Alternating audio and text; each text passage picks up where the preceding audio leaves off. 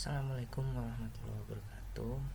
Baik, nama saya Ferdi Ardiansyah. Saya di sini akan membahas mengenai jurnal yang berjudul Implication of Local People's Preference in Terms of Income Source and Land Use for Indonesia National RIDD Plus Policy Evidence in East Kalimantan, Indonesia, yang ditulis oleh Makoto Inoue.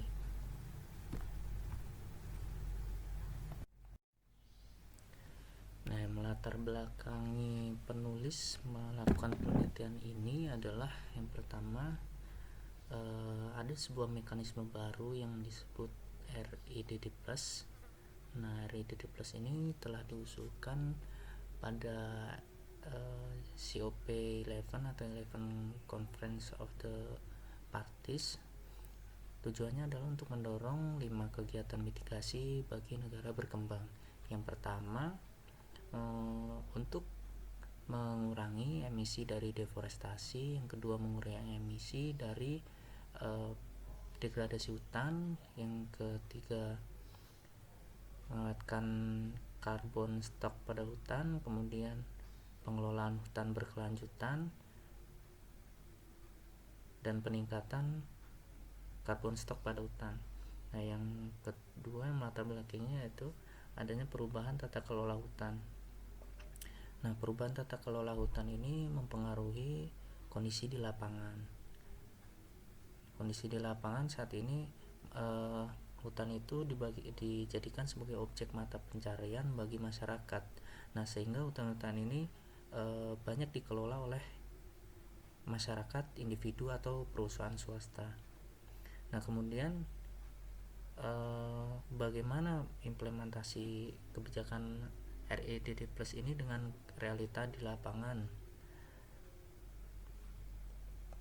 Sedangkan kita tahu bahwa masyarakat di sekitar hutan itu sangat menggantungkan kehidupannya pada hutan.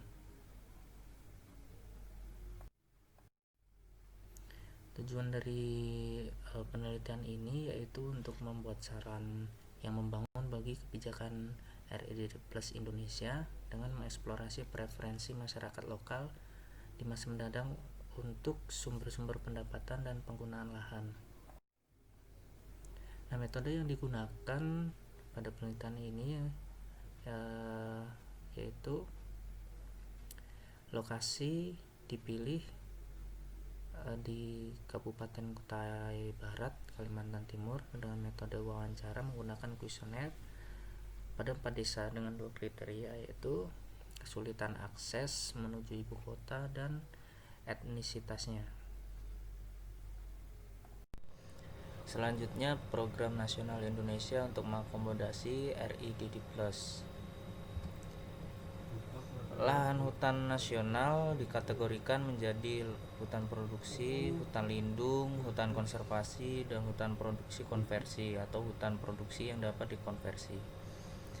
Kategori-kategori ini didasarkan pada perancangan penggunaan lahan hutan tahun 1983 dengan konsensus tata guna hutan kesepakatan.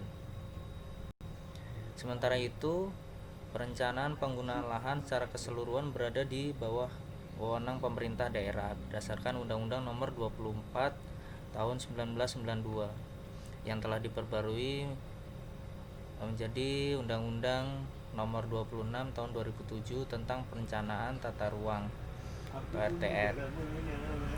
Di bawah perencanaan tata ruang, tanah sejak 2007 telah dibagi menjadi zona kehutanan dan zona lainnya atau areal penggunaan lain, termasuk zona konservasi, meskipun pada awalnya diklasifikasikan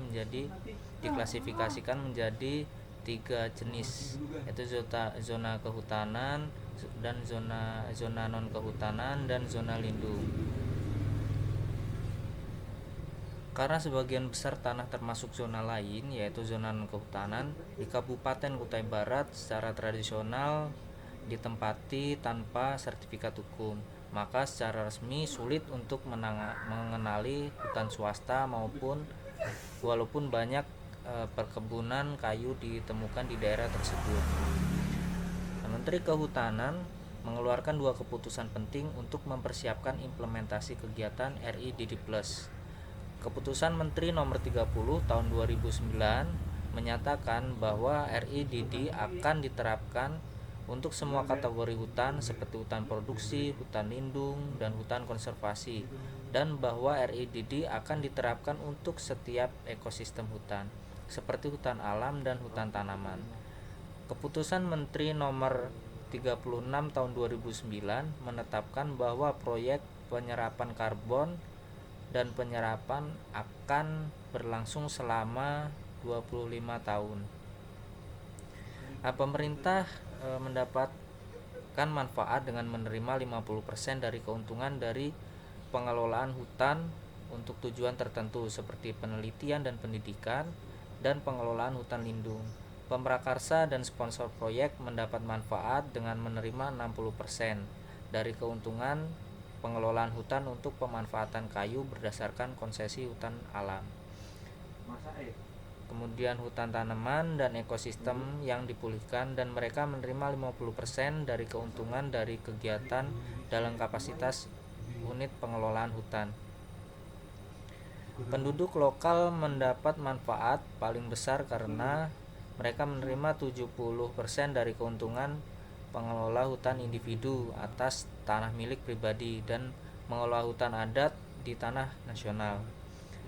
Sementara 50% dari keuntungan ke kelompok-kelompok desa yang mengelola hutan tanaman atau HTR, hutan tanaman rakyat, dan hutan kemasyarakatan di hutan nasional, dan 50% untuk organisasi desa yang mengelola hutan desa.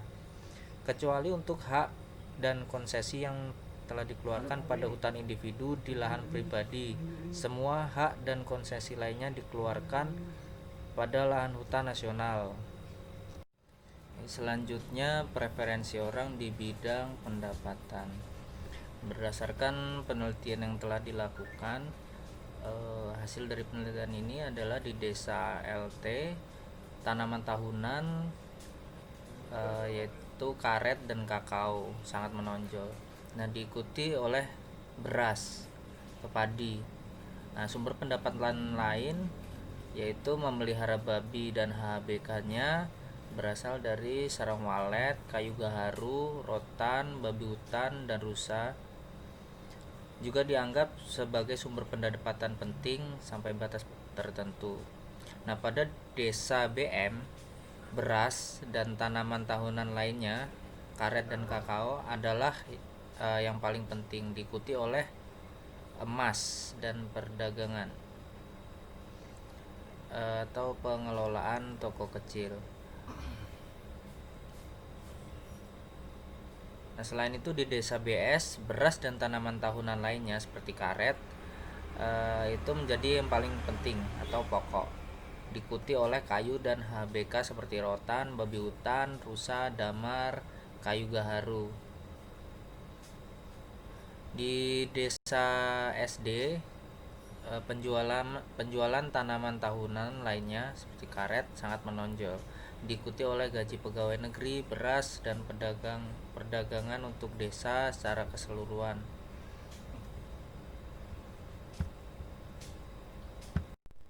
Selanjutnya, preferensi orang dalam bidang penggunaan lahan. Nah, studi ini menentukan peringkat preferensi penggunaan lahan pada tahun 2013. Di desa LT, pertanian berpindah adalah jenis penggunaan lahan yang paling penting, diikuti oleh kebun karet tradisional, perkebunan karet komersial, dan penggunaan lahan lainnya seperti kebun kakao. Ada kecenderungan tumbuh untuk menanam tanaman tahunan seperti karet setelah memanen padi dari ladang. Pendapatan yang dihasilkan oleh kebun karet secara bertahap menjadi lebih penting bagi masyarakat Bahau. Meskipun pentingnya perladangan berpindah sebagai andalan mata pencarian mereka tidak berubah. Kemudian di desa BM, perkebunan karet komersial diikuti oleh kebun karet tradisional. Tanaman lain seperti kebun kakao dan pertanian ladang berpindah. Fakta bahwa sebagian besar dari mereka memiliki sedikit pengetahuan tentang perkebunan karet komersial menyeratkan bahwa preferensi mereka untuk perkebunan karet komersial daripada jenis penggunaan lahan lainnya mungkin merupakan fenomena sementara. Orang kenyah tidak antusias tentang praktik pertanian baru karena warisan nilai-nilai tradisional yang ada di sana. Meskipun demikian, mereka cukup responsif terhadap perubahan dari mata pencarian. Selanjutnya di desa BS, kebun karet tradisional adalah penggunaan lahan yang paling penting, diikuti oleh perladangan berpindah, perkebunan karet komersial, dan kebun buah-buahan. Karakteristik desanya adalah preferensi untuk kebun karet tradisional daripada perkebunan karet komersial.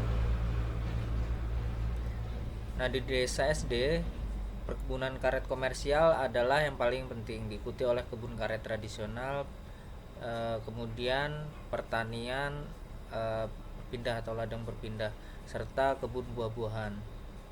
Meskipun desa ini agak urban atau di bagian pedalaman, kebun-kebun masih dianggap oleh penduduk desa sebagai salah satu tipe penggunaan lahan yang sangat penting.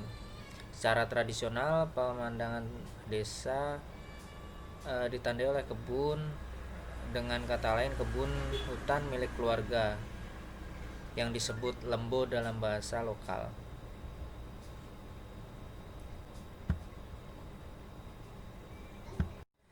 Kesimpulan dari penelitian ini yaitu studi ini mengungkapkan preferensi sebenarnya dari penduduk desa, khususnya di lahan hutan. Mereka tidak memiliki harapan ataupun peluang untuk bekerja dari penebangan dan penanaman pohon di wilayah konsesi. Di lahan non-hutan, penduduk desa ingin terus mempraktikkan pertanian berpindah untuk memperluas kebun karet tradisional dan mengembangkan perkebunan karet komersial. Mereka juga berpikir bahwa kebun rotan itu penting. Demikian presentasi dari saya ucapkan terima kasih. Saya akhiri. Wassalamualaikum warahmatullahi wabarakatuh.